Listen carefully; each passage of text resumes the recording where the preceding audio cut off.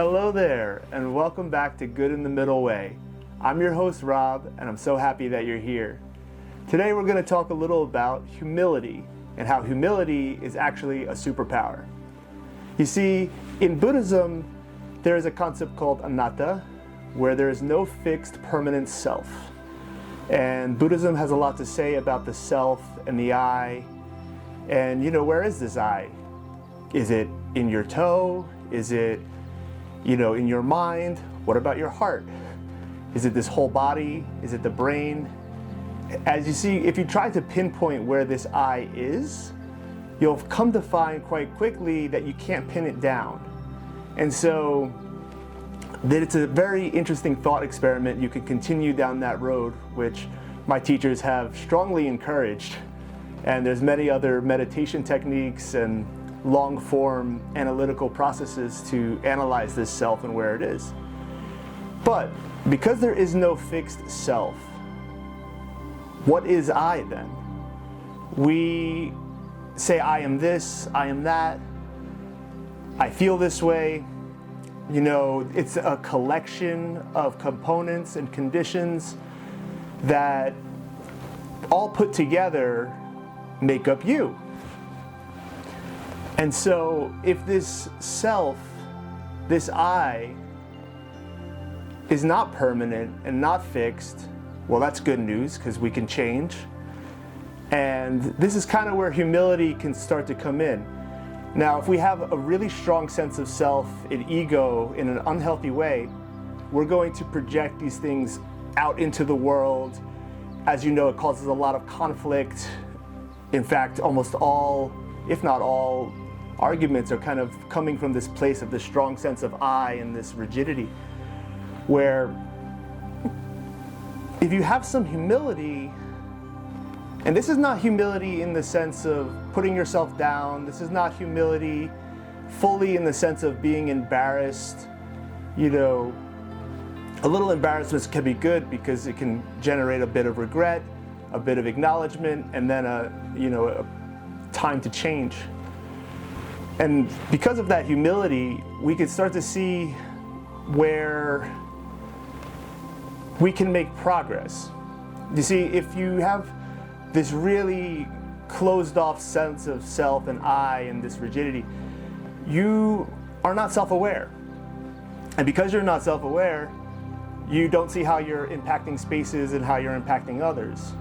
Meanwhile, if you have some self-awareness, you might say, maybe I did something wrong here, or maybe the way I spoke to them it upset them and that's why they're not talking to me now.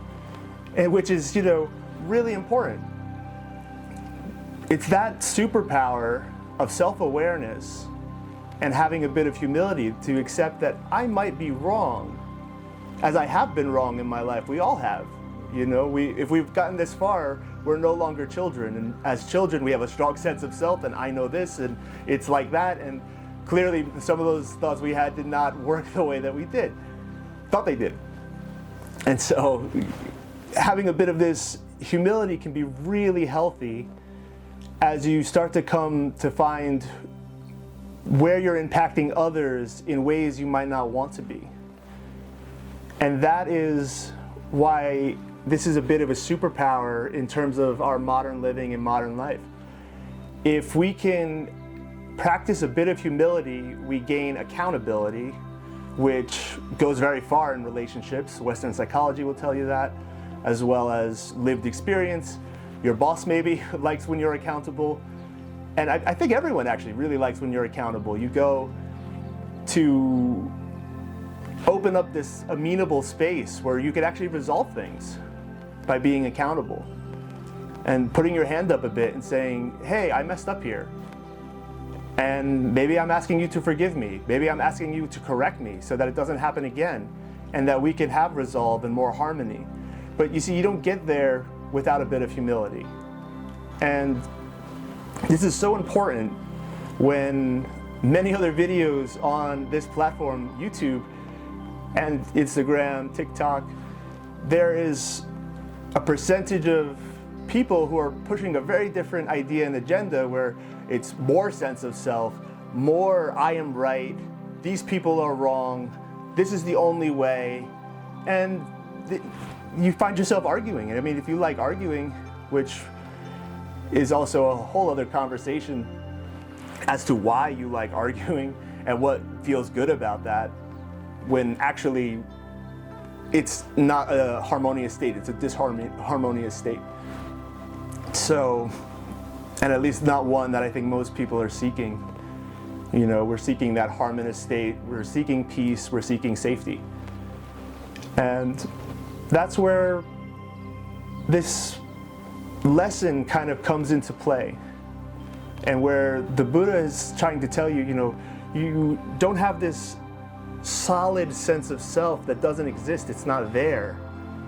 And because that self is not there, you don't have to take everything so personally. Yes, things are happening to you, they're personal, they have a personal effect and consequences on you, but it's about, let's say, 80%, 85%, you know, it's not this solid thing. Because the self that, say, someone is verbally attacking your character, you know, the character you are to them in their mind is not who you are, and you know that. Unless you have some belief that you know, you're believing in what they're saying a little bit. But if you really think about it, you're like, I'm not that, and now I'm going to get defensive and defend this idea of me and I. And sometimes that is necessary in the conventional modern world sense of, you know, interacting with others. But again, it's holding that with a certain percentage and then a certain bit of flexibility to be like, oh, I don't really have to get that mad, because they're mad at something or trying to attack something that doesn't even exist. You know, they're just really just throwing energy at the air at that point, instead of focusing on more concrete things. And so this is a superpower, really, because you could become the versions of yourself that you really want to be if you're amenable to accepting that I might not have it all together, I might not be all figured out, and I might not be as solid as I, you know, thought I was, or moving in the right direction as I thought I was. And this can apply to really anything. I think of sports people, and they, you know, the top athletes will tell you it took a little bit of humility to take advice from the coach, and then they became the best, right? And I think that's a great lesson that tie it all back together. So I'd like to challenge you to see where you could be open and start asking more why. Stay curious. Why are these people acting this way to me? Why are they reacting this way to me? Is there somewhere I can improve? And it's okay to be a little selfish here, actually, to get the ends that you want, right? Like, I can't just tell you that without some gain for yourself. We're not monks, we're not fully enlightened beings yet, but it's a start. And obviously, this is not to encourage taking advantage or manipulating people, but to say, oh, you know, I want to have more positive interactions with so-and-so because they might get me a job. So maybe I could see where I can change myself just enough, be, you know, humble, have some humility, work with these people, and build myself up to have that then reputation that could get me that job, you know, and build that trust. You know, there's many facets to this. So on that note, thank you again for being here. I hope these thoughts percolate in your mind, and give you something to chew on. So let us close with a pause and a deep breath in, and a deep breath out. May you be well, may you be happy, may you be free of suffering in this very crazy world. Thank you.